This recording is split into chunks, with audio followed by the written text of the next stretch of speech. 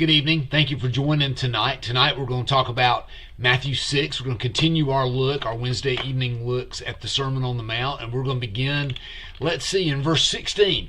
Last week we covered the first 15 verses of Matthew 6, where Jesus said things like, don't practice your righteousness before men, practice them for God, even in secret.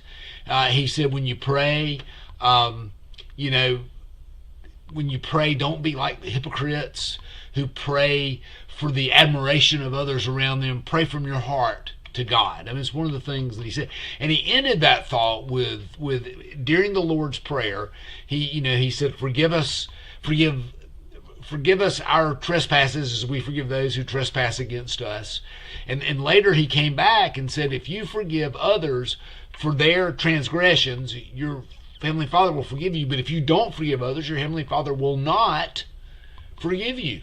So he really is establishing that forgive in the way that you want to be forgiven or expect to be forgiven by God. Now in verse 16, he continues the thought of whenever you fast, do not put on a gloomy face as the hypocrites do, for they neglect their appearance so that they will be noticed by men when they're fasting.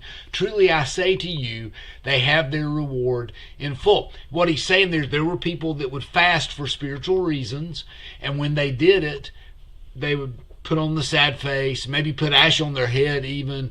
They wanted people to ask them, what's wrong? Why are you fasting? Or whatever. So they could tell them how spiritual they were. I'm just going to be honest with you. There are people like that today. A lot of times they do it on Facebook.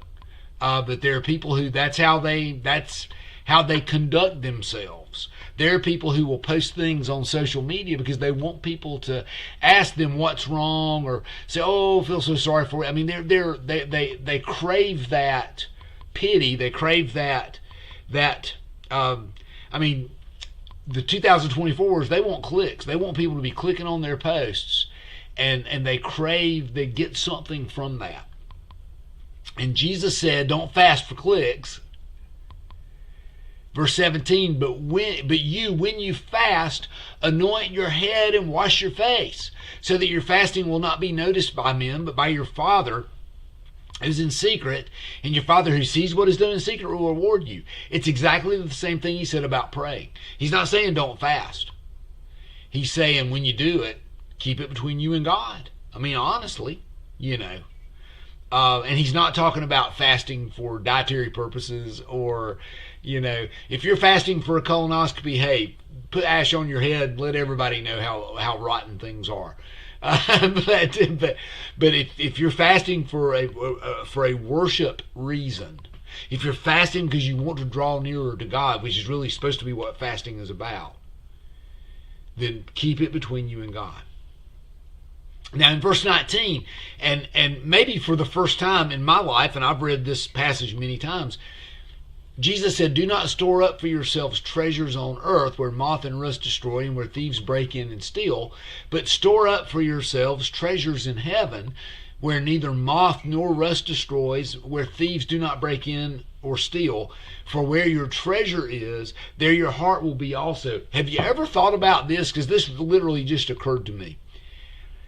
Jesus in verses 19 through 21 is telling us, don't work so hard for earthly notoriety, for earthly things even, but for the fame, for the notoriety that we might gain through doing these earthly things.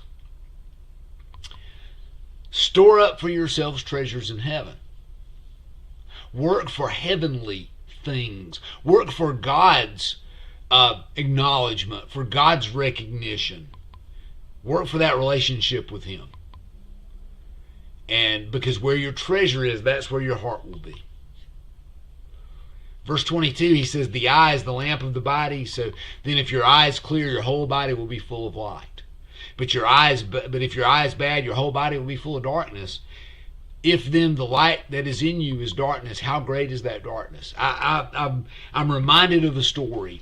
When I was a kid, my mom, now I was not a perfect kid. You think that I was a little preacher when I wasn't. I was far from that.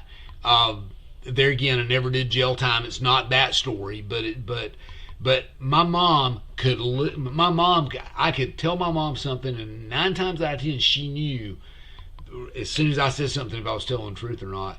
And when she would say, "Look me in the eye," and say that, she knew that she had me. Because if I couldn't look her in the eye, and I couldn't, I was not the sociopath that could look her in the eye, tell her a bold-faced lie, and walk away from it. Moms have a way of knowing those things.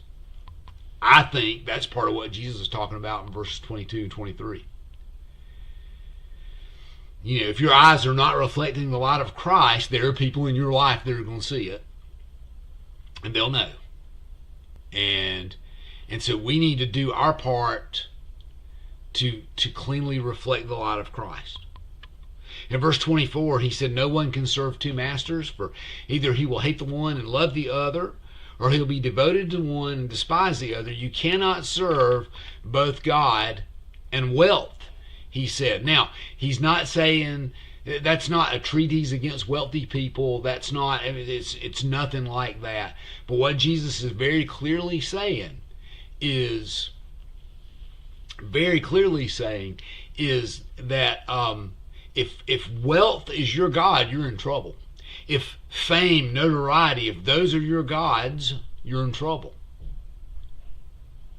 What's your God?